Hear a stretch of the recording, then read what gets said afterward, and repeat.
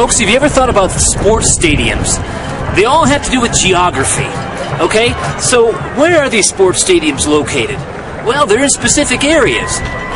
They can't just be plunked down in the middle of nowhere, right? You've got to have a certain clientele. You've got to have a certain audience for sports stadiums. So a lot of times sports stadiums are in major metropolitan areas where they've got some audience, some draw. Okay, but the audience isn't always local, right? It could be regional. Some sports teams have a local audience, and some have a more regional. Some even have an international or a national audience. So, but think about sports stadiums themselves.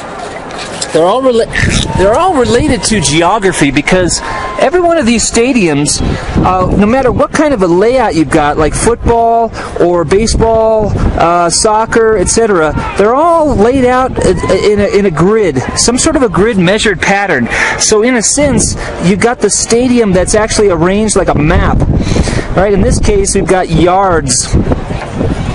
There's a certain width and a certain length of this thing.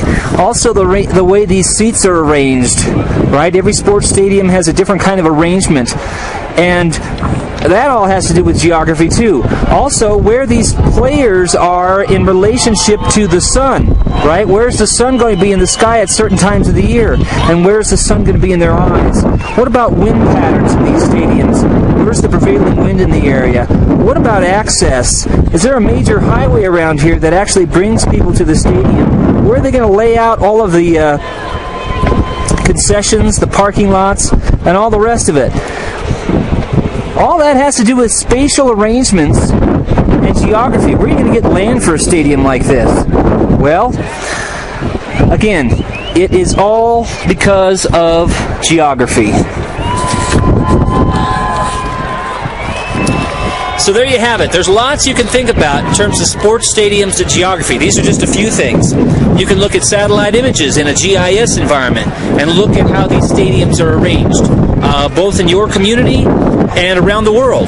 So lots you can think about. In terms of audience that is drawn to a sports stadium, you can think about that as well.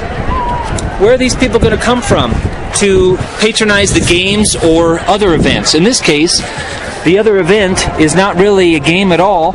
It's a marching band competition. So think about that. Think about sports stadiums and geography.